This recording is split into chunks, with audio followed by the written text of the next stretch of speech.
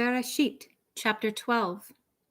Now Adonai said to Avram, "Get yourself out of your country, away from your kinsmen, and away from your father's house, and go to the land that I will show you. I will make of you a great nation. I will bless you, and I will make your name great, and you are to be a blessing. I will bless those who bless you, but I will curse anyone who curses you. And by you all the families of the earth will be blessed." So Avram went, as Adonai had said to him, and Lot went with him. Avram was 75 years old when he left Haran. Avram took his wife Sarai, his brother's son Lot, and all their possessions which they had accumulated, as well as the people they had acquired in Haran, when they set out for the land of Canaan and entered the land of Canaan. Avram passed through the land to a place called Shechem, to the oak of Moreh. The Canaani were then in the land. Adonai appeared to Avram and said, "To your descendants, to your seed, I will give this land." So he built an altar there to Adonai, who had appeared to him. He left that place, went to the hill of Bet El, and pitched his tent, with Bet El to the west and Ai to the east. He built an altar there and called on the name of Adonai. Then Avram traveled on, continuing toward the Negev. But there was a famine in the land, so Avram went down to Egypt to stay there, because the famine in the land was severe. When he came close to Egypt, he was about to enter. He said to Sarai his wife, "Here now, I know that you are a good-looking woman, so that when the Egyptians see you, they will say, 'This is his wife,' and kill me but keep you alive. Please say that you are my sister, so that it will go well with me for your sake, and so that I will stay alive because of you." When Avram entered Egypt, the Egyptians did notice that the woman was very beautiful. Pharaoh's princes saw her and commanded her to Pharaoh. So the woman was taken into Pharaoh's house. He treated Avram well for her sake, giving him sheep, cattle, male and female donkeys, male and female slaves, and camels. But Adonai inflicted great plagues on Pharaoh and his household because Sarai, Avram's wife. Pharaoh called Avram and said, "What is this that you have done to me? Why didn't you tell me she was your wife? Why did you say she is my sister, so that I took her to be my own wife? Now, therefore, here is your wife. Take her and go away." So Pharaoh gave orders concerning him to his men, and they sent him on his way with his wife and everything he had. Avram went up from Egypt, he, his wife, and everything he had, and Lot with him, into the Negev. Avram became wealthy with much cattle, silver, and gold. As he went on his travels from the Negev, he came to Bet El, to the place where his tent had been at the beginning, between Bet El and Ai, where he had first built the altar, and where Avram called on the name of Adonai. Lot, who was traveling with Avram, also had flocks, herds, and tents. But the land could not support their living together, because their possessions were too great for them to remain together. Moreover, quarreling arose between Avram's and Lot's herdsmen. The Canaani and the Perizzzi were then living in the land. Avram said to Lot, "Please, let's not have quarreling between me and you, or between my herdsmen and yours, since we're kinsmen. Isn't the whole land there in front of you? Please separate yourself from me. If you go to the left, I will go to the right. If you go to the right, I will go to the left." Lot looked up and saw that the whole plain of the Jordan, was well watered everywhere before Adonai destroyed Sodom and Amorah, like the garden of Adonai, like the land of Egypt in the direction of Zoar. So Lot chose all the plain of the Jordan for himself, and Lot traveled eastward. Thus they separated themselves from each other. Avram lived in the land of Canaan, and Lot lived in the cities of the plain, setting up his tent near Sodom. Now, the men of Sodom were evil, committing great sins against Adonai. Adonai said to Avram, after Lot had moved away from him, look around you from where you are, to the north, to the south, to the east, and the west. All the land you see I will give you and your descendants to your seed forever. And I will make your descendants as numerous as the specks of dust on the earth, so that if a person can count the specks of dust on the earth, then your descendants can be counted. Get up and walk through the length and breadth of the land, because I will give it to you. Avram moved his tent and came to live by the oaks of Mamre, which are in Hebron. There he built an altar to Adonai. Chapter 14. When Amraphel was king of Shinar, Arioch king of Elazar, Kedorlaomer king of Elam, and Tidal king of Goyim, they made war together against Bera king of Sodom and against Birsha king of Amorah. Shinav king of Admah, Shemaver king of Tsoyim, and the king of Bela, which is the same as Zoar. All the latter kings joined forces in the Siddim Valley, where the Dead Sea is. They had served Kedorlaomer 12 years, but in their 13th year they rebelled. In the 14th year, Kedorlaomer and the kings with him came and defeated the Rephaim and the Ashtaroth Karnaim, the Zuzim in Ham, the Imim in Sheva Kiriataim, and the Horti at Seir, their mountain, all the way to El Paran by the desert.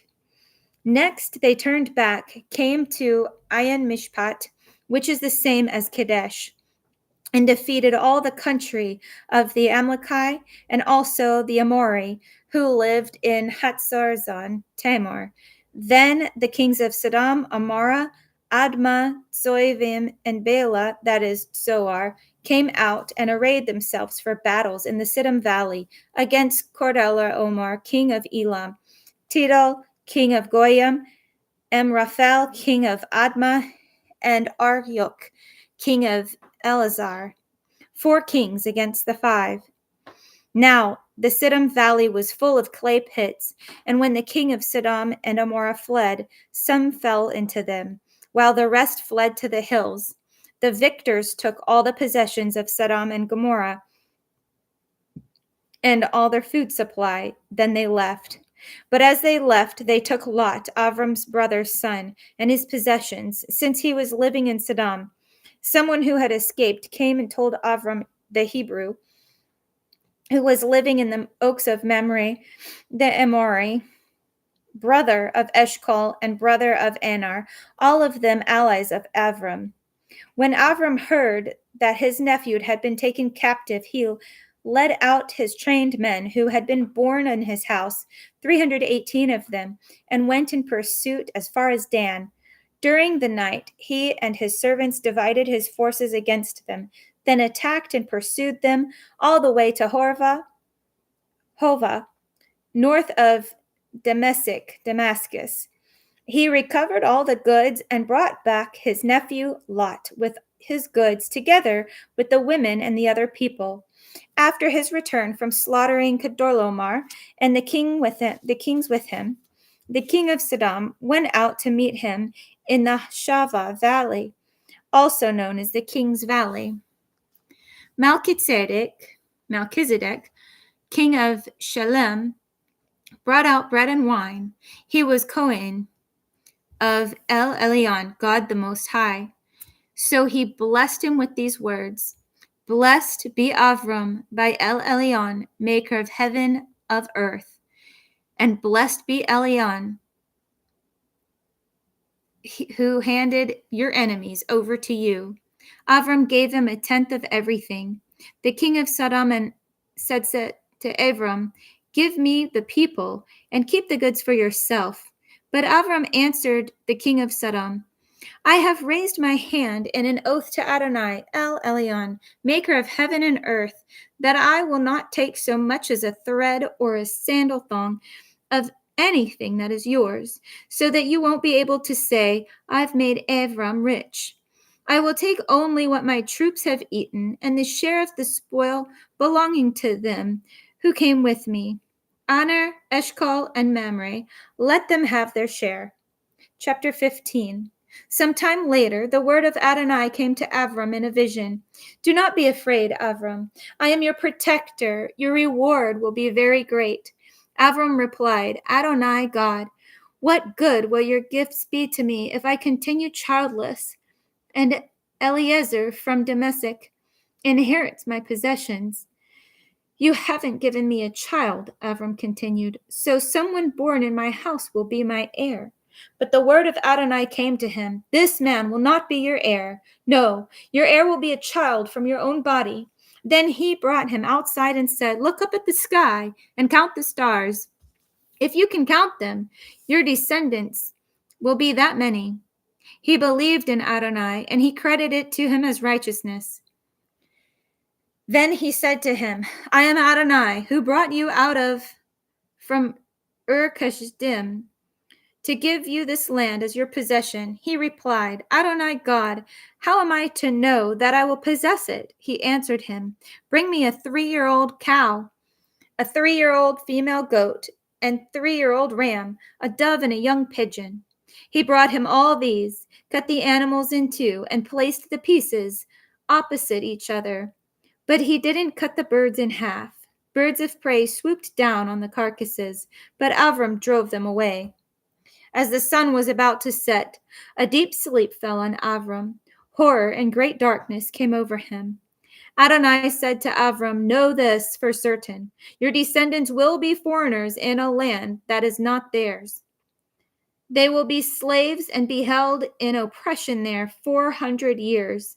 But I will also judge that nation, the one that makes them slaves. Afterwards, they will leave with many possessions. As for you, you will join your ancestors in peace and be buried at a good old age. Only in the 4th generation will your descendants come back here, because only then will the Amorite be ripe for punishment. After the sun had set, and there was thick darkness, a smoking firepot and a flaming torch appeared, which had passed between these animal parts. That day Adonai made covenant with Avram. I have given this land to your descendants, from the Valley of Egypt to the great river, the Euphrates River, the territory of the Keni, the Kenizi, the Kamoni, the Hittite, the Perizi, and the Raphaim, the Amori and the Canaani, the Girgashai, and Yevusi. Chapter 16. Now Sarah, Avram's wife, had not borne him a child, but she had an Egyptian slave girl named Hagar. So Sarai said to Avram, Here now, Adonai has kept me from having children, so go in and sleep with my slave girl. Maybe I'll be able to have children through her. Avram listened to what Sarai said. It was after Avram had lived 10 years in the land of Canaan that Sarai, Avram's wife, took Hagar the Egyptian, her slave girl, and gave her to Avram, her husband, to be his wife. Avram had sexual relations with Hagar, and she conceived. But when she became aware she was pregnant, she looked on her mistress with contempt. Sarai said to Avram, This outrage being done to me is your fault. True, I gave my slave girl to you to sleep with. But when she saw she was pregnant, she began holding me in contempt. May Adonai decide who is right, I or you. However, Avram answered Sarai, Look, she is your slave girl. Deal with her as you see fit. Then Sarai treated her so harshly that she ran away from her. The angel of Adonai found her by the spring in a desert, the spring on the road to Shur, and said, Hagar, Sarai's slave girl, where have you come from, and where are you going? She answered, I'm running away from my mistress Sarai. The angel of Adonai said to her, "Go back to your mistress and submit to her authority." The angel of Adonai said to her, "I will greatly increase your descendants. There will be so many that it will be impossible to count them." The angel of Adonai said to her, "Look, you are pregnant, and you will give birth to a son. You are to call him Ishmael. God pays attention. Because Adonai has paid attention to your misery. He will be a wild donkey of a man, and with his hand against everyone, and everyone's hand against him, living his life at odds with all his kinsmen." So she named Adonai, who had spoken with her, El Roi, God of seeing, because she said, "I have really seen the one who sees me and stayed alive." Have I really seen the one who sees me and stayed alive? This is why the well has been called Be'er L'chai Roi, well of the one who lives and sees. It lies between Kadesh and Bered. Hagar bore Avram a son, and Avram called the son whom Hagar had born Yishmael.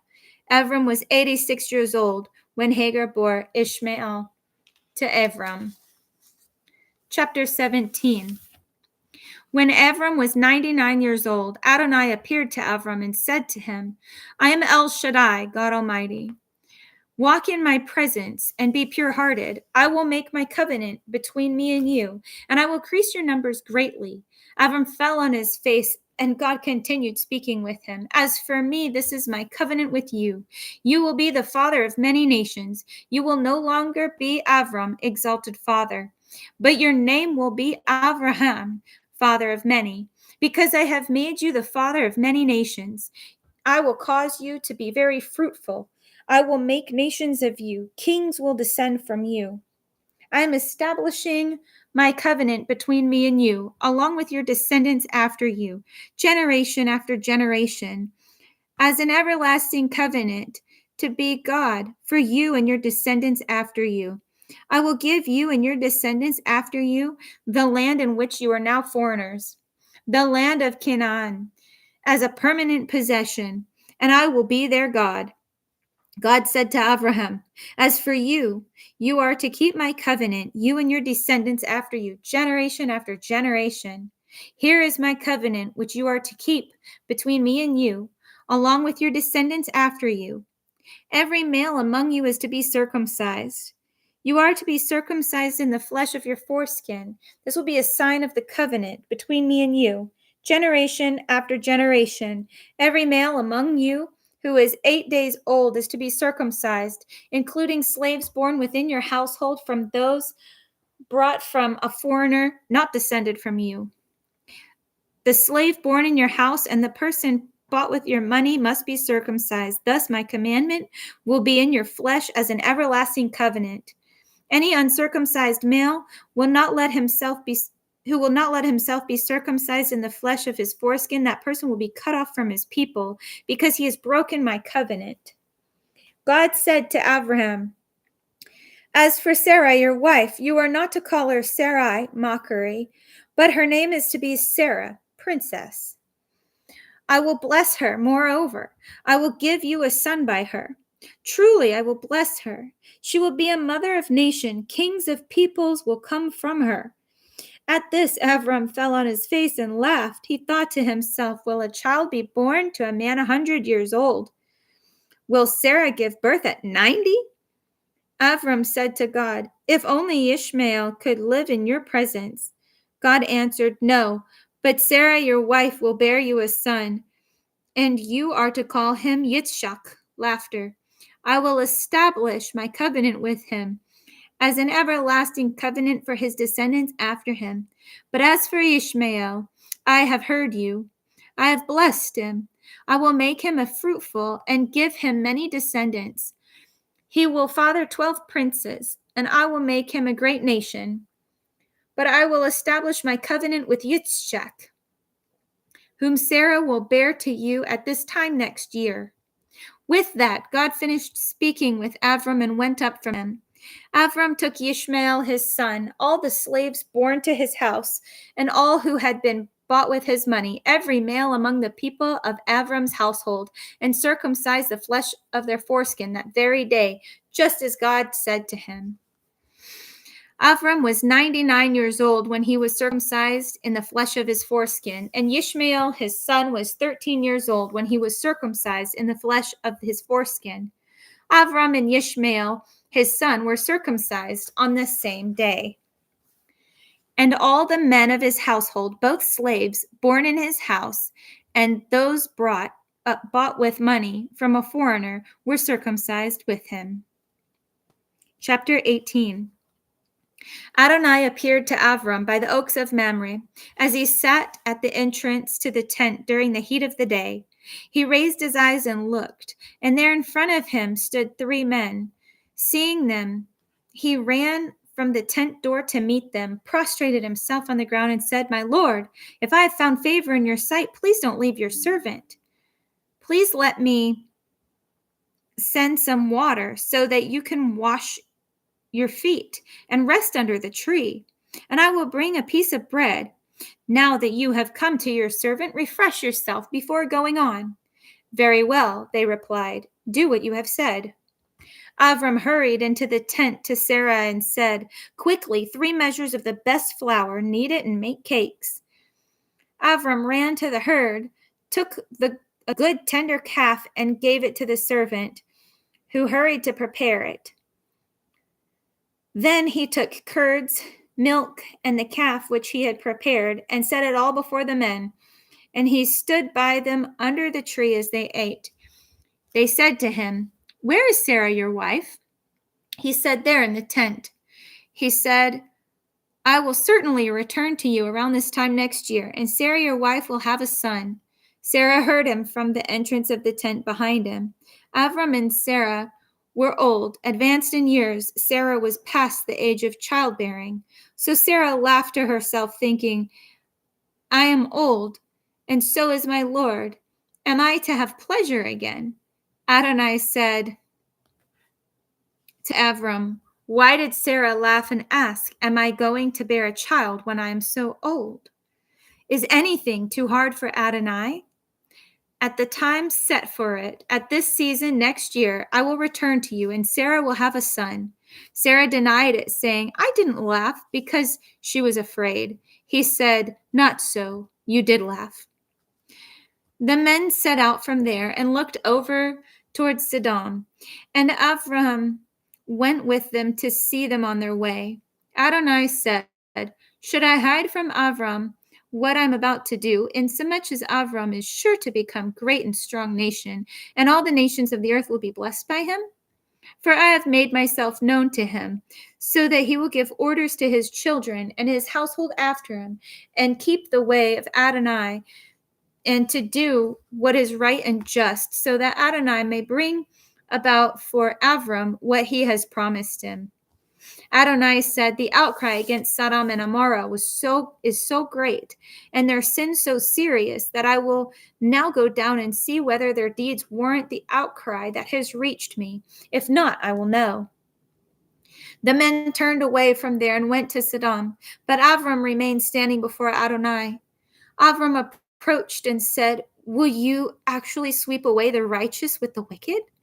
Maybe there are 50 righteous people in the city. Will you actually sweep the place away and not forgive it for the sake of the 50 righteous who are there? Far be it from you to do such a thing, to kill the righteous along with the wicked, so that the righteous and the wicked are treated alike. Far be it from you. Shouldn't the judge of all the earth do what is just?" Adonai said, "If I find in Sodom 50 who are righteous, then I will forgive the whole place for their sake." Avram answered, "Hear now, I, who am the dust and ashes, have taken it upon myself to speak to Adonai. What if there are 5 less than 50 righteous?" He said, "I won't destroy it if I find 45 there." He spoke to him yet again. "What if 40 are found there?" He said, "For the sake of the 40, I won't do it." He said, "I hope Adonai won't be angry if I speak. What if 30 are found there?" He said, "I won't do it if I find 30 there." He said, "Here now, I have taken it upon myself to speak to Adonai. What if 20 are found there?" He said, "For the sake of the 20, I won't destroy it." He said, "I hope Adonai won't be angry if I speak just once more. But what if 10 are found there?" He said, "For the sake of 10, I won't destroy it." Adonai went on his way as soon as he had finished speaking to Avram, and Avram returned to his place. Chapter 19. The two angels came to Sodom, that everything, even when Lot was sitting at the gate of Sodom. Lot saw them, got up to greet them, and prostrated himself on the ground. He said, "Here now, my lords, please come over to your servant's house, spend the night, wash your feet, get up early, and go on your way." "No," they answered, "we'll stay in the square." But he kept pressing them, so they went home with him, and he made them a meal, baking matzah, unleavened bread, for their supper, which they ate. But before they could go to bed, the men of the city surrounded the house, young and old, everyone from every neighborhood of Sodom. They called Lot and said to him, "Where are the men who came to stay with you tonight? Bring them out to us. We want to have sex with them." Lot went out to them and stood in the doorway, closing the door behind him, and said, "Please, my brothers, don't do such a wicked thing. Look here, I have 2 daughters who are virgins. Please, let me bring them out to you, and you can do with them what seems good to you. But don't do anything to these men, since they are guests in my house." "Stand back," they replied. "This guy came to live here, and now he's decided to play judge. For that, we'll deal worse with you than with them." Then they crowded in on Lot in order to get close enough to break down the door. But the men inside reached out their hands, brought Lot into the house to them, and shut the door. Then they struck the men at the door of the house with blindness, both small and great, so that they couldn't find the doorway. The men said to Lot, "Do you have any people here besides yourself? Whomever you have in the city, son-in-law, your sons, your daughters, bring them out of this place, because we're going to destroy it. Adonai has become aware of the great outcry against them, and Adonai has sent us to destroy it." Lot went out and spoke with his sons-in-law, who had married his daughters, and said, "Get up and leave this place, because Adonai is going to destroy the city." But his sons-in-law didn't take him seriously. When morning came, the angels told Lot to hurry. "Get up," they said, "and take your wife and your 2 daughters who are here. Otherwise, they will be swept away in the punishment of the city." But he dallied. So the men took a hold of his hand, his wife's hand, and the hands of his 2 daughters. Adonai was being merciful to him and led them, leaving them outside of the city. When they had brought them out, he said, "Flee for your life. Don't look behind you, and don't stop anywhere in the plain, but escape to the hills. Otherwise, you will be swept away." Lot said to them, "Please, no, my lord. Here your servant has already found favor in your sight, and you have shown me even greater mercy by saving my life. But I can't escape to the hills because I'm afraid the disaster will overtake me and I will die. Look, there's a town nearby to flee to, and it's a small one. Please let me escape there. Isn't it just a small one? And that way I will stay alive." He replied, "All right, I agree to what you have asked. I won't overthrow the city in which you have spoken. Hurry and escape to that place, because I can't do anything till you arrive there." For this reason, the city was named Zoar, small. By the time Lot came to Zoar, the sun had risen over the land. Then Adonai caused sulfur and fire to rain upon Sodom and Gomorrah from Adonai out of the sky. He overthrew those cities, the entire plain, all the inhabitants of the cities, and everything growing in the ground. But his wife looked back from behind them, and she became a column of salt.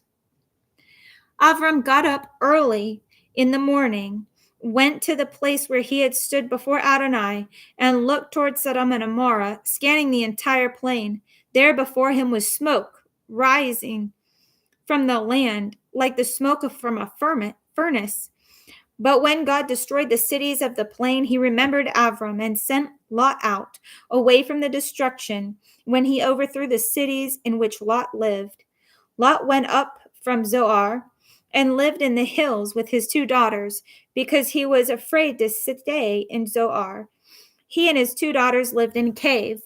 The firstborn said to the younger, "Our father is old, and there isn't a man on earth to come into us in the manner customary in the world. Come, let's have our father drink wine, then we'll sleep with him, and that way we'll enable our father to have descendants." So they plied their father with wine that night.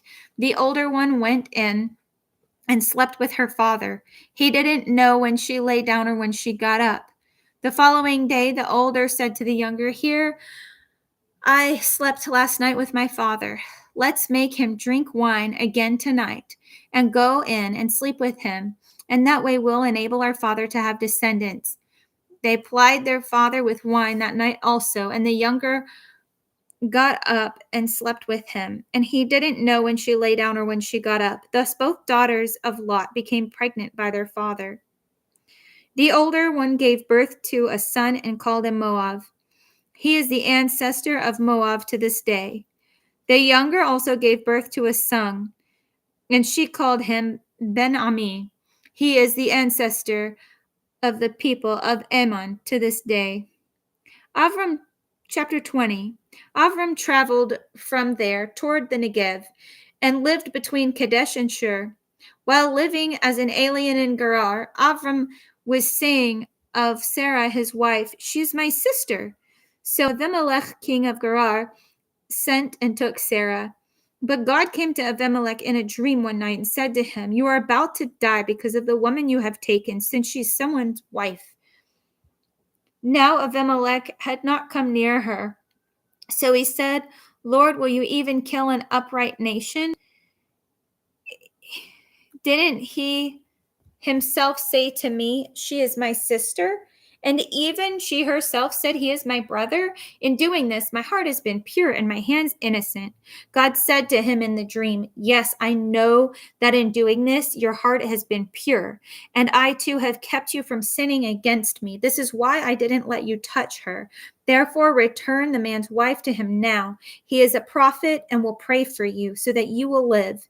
But if you don't return her, know that you will certainly die, and you and all who belong to you will die." Abimelech got up early in the morning, called all his servants, and told them these things, and the men became very afraid. Then Abimelech called Avram and said to him, "What have you done to us? How have I sinned against you to cause you to bring on me and my kingdom a great sin? You have done things to me that are just not done." Abimelech went on asking Avram, "Whatever could have caused you to do such a thing?" Avram replied, "It was because I thought there could not possibly be any fear of God in this place, so they will kill me in order to get my wife. But she actually is also my sister, the daughter of my father, but not the daughter of my mother. And so she became my wife. When God had me leave my father's house, I told her, 'Do me this favor wherever we go, say about me, he is my brother.'" Abimelech took sheep, cattle, and male and female slaves and gave them to Avram, and he returned to him Sarah his wife. Then Abimelech said, "Look, my country lies before you. Live where you like." To Sarah he said, "Here I have given your brother 1,000 pieces of silver. That will allay the suspicions of everyone who is with you. Before anyone and everyone, you are cleared." Avram prayed to God, and God healed Abimelech and his wife and slave girls so that they could have children. For Adonai had made every woman in Abimelech's household infertile on account of Sarah, Avram's wife. Chapter 21. Adonai remembered Sarah as she had said, and Adonai did for Sarah what he had promised. Sarah conceived and bore Avram a son in his old age, at the very time God had said to him. Avram called his son born to him, who Sarah bore to him, Yitzchak. Avram circumcised his son Yitzchak when he was 8 days old, as God had ordered him to do. Avram was 100 years old when his son Yitzchak, Isaac, was born to him. Sarah said, God has given me good reason to laugh. Now everyone who hears it will laugh with me. And she said, who would have said to Avram that Sarah would nurse children? Nevertheless, I have borne him a son in his old age. The child grew and was weaned, and Avram gave a great banquet on the day that Yitzchak was weaned. But Sarah saw the son of Hagar the Egyptian, whom Hagar had borne to Avram, making fun of Yitzchak. So Sarah said to Avram, throw this slave girl out and her son. I will not have this slave girl's son as your heir along with my son Yitzchak. Avram became very distressed over this matter of his son. But God said to Avram, do not be distressed because of the boy and your slave girl. Listen to everything Sarah says to you, because it is your descendants through Yitzchak who will be counted. But I will also make a nation from the son of the slave girl, since he is descended from you. Avram got up early in the morning, took bread and a skin of water, and gave it to Hagar, putting it on her shoulder and the child. Then he sent her away. After leaving, she wandered in the desert around Beersheba. When the water in the skin was gone, she left the child under a bush and went and sat down, looking the other way, about to a bow shot's distance from him, because she said, I can't bear to watch my child die. So she sat there, looking the other way, crying and weeping. God heard the boy's voice, and an angel of God called to Hagar from heaven and said to her, what's wrong with you, Hagar? Don't be afraid, because God has heard the voice of the boy in his present situation. Get up, lift the boy up, and hold him tightly in your hand, because I'm going to make him a great nation. Then God opened her eyes, and she saw a well of water. So she went, filled the skin with water, and gave the boy a water to drink. God was with the boy, and he grew. He lived in the desert and became an archer. He lived in the Paran desert, and his mother chose a wife for him from the land of Egypt. At that time, Abimelech and Pichol, the commander of his army, spoke to Avram. They said, God is with you in everything you do. Therefore swear to me, here by God, that you will never deal falsely with me or with my son or grandson, but according to the kindness with which I have treated you, you will treat me in the land which you have lived as a foreigner. Avram said, I swear it. Now Avram had complained to Abimelech about a well in Abimelech's servants had seized. Abimelech answered, I don't know who has done this. You didn't tell me, and I heard about it only today. Avram took sheep and cattle and gave them to Abimelech, and the two of them made a covenant. Avram put 7 female lambs from the flock by themselves. Abimelech asked Avram, what is the meaning of these 7 female lambs that you have put by themselves? He answered, you are here to accept these 7 female lambs from me as a witness that I dug this well. This is why that place was called Beersheba, well of 7, well of an oath, because they both swore an oath there. When they made the covenant at Beersheba, Abimelech departed with Pichol, the commander of his army, and returned to the land of Philistim. Avram planted a tamarisk tree in Beersheba, and there he called on the name of Adonai, the everlasting God. Avram lived for a long time as a foreigner in the land of Philistim. After these things, God tested Avram. He said to him, Avram, and he answered, here I am. He said, take your son, your only son, whom you love, Yitzchak, Isaac, and go to the land of Moriah. There you are to offer him as a burnt offering on a mountain that I will point out to you. Avram got up early in the morning, saddled his donkey, took 2 of his young men with him, together with Yitzchak his son. He cut the wood for the burnt offering, departed, and went toward the place God told him about. On the 3rd day, Avram raised his eyes and saw the place in the distance. Avram said to his young men, "Stay here with the donkey. I and the boy will go there, worship, and return to you." Avram took the wood for the burnt offering and laid it on Yitzchak his son. Then he took his hand in the fire. Then he took in his hand the fire and the knife, and they both went together. Yitzchak spoke to Avram his father, "My father." He answered, "Here I am, my son." He said, "I see the fire and the wood, but where is the lamb for burnt offering?" Avram replied, "God will provide himself the lamb for the burnt offering, my son." And they both went on together. They came to a place God had told them about. And Avram built the altar there, set the wood in order, bound Yitzchak his son, and laid him on the altar on the wood. Then Avram put his hand out and took the knife to kill his son. But the angel of Adonai called to him out of heaven, "Avram, Avram." He answered him, "Here I am." He said, "Don't lay your hand on the boy. Don't do anything to him. For now I know you are a man who fears God, because you have not withheld your son, your only son, from me." Avram raised his eyes and looked, and there behind him was a ram caught in the bushes by its horns. Avram went and took the ram and offered it up as a burnt offering in place of his son. Avram called the place Adonai Yireh. The Lord will see to it, the Lord provides. As it is said to this day, on the mountain Adonai is seen. The angel of Adonai called to Avram a second time out of heaven. He said, "I have sworn by myself, says Adonai, that because you have done this, because you haven't withheld your son, your only son, I will most certainly bless you, and I will most certainly increase your descendants to as many as there are stars in the sky or grains of the sand on the seashore. Your descendants will possess the cities of their enemies, and by your descendants all the nations of the earth will be blessed, because you obeyed my order." So Avram returned to his young men. He got up and went together to Beersheba, and Avram settled in Beersheba.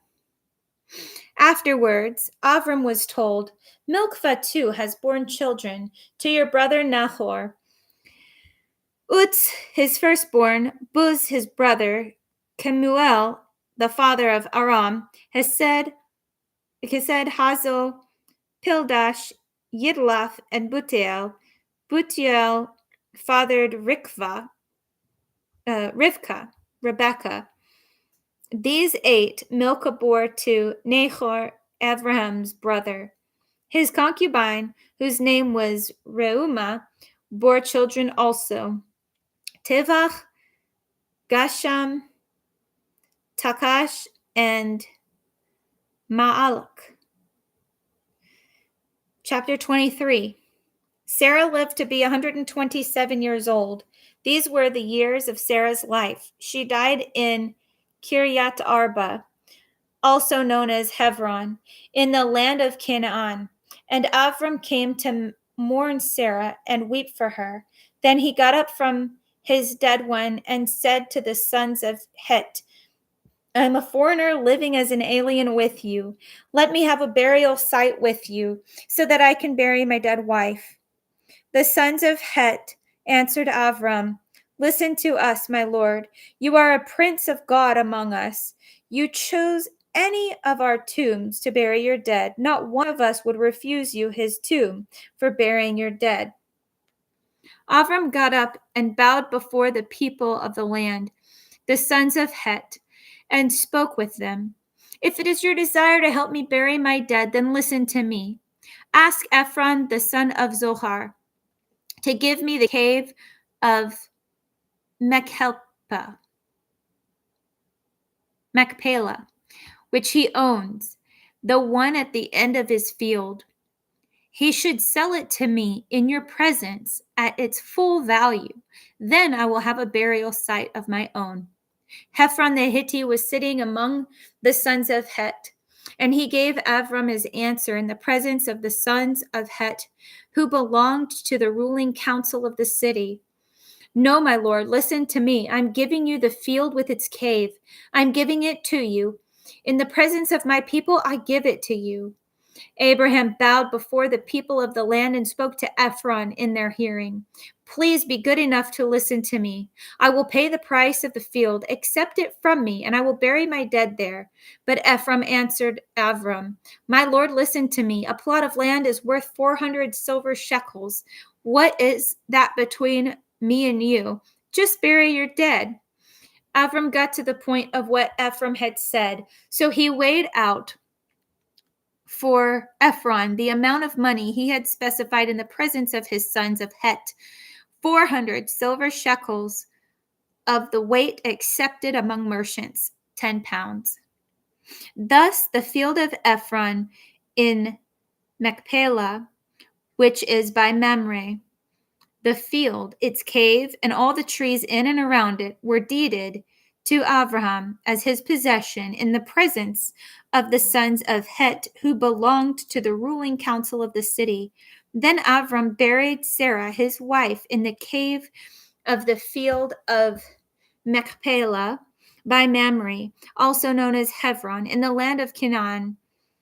The field and its cave had been purchased by Avram from the sons of Het as a burial place which would belong to him.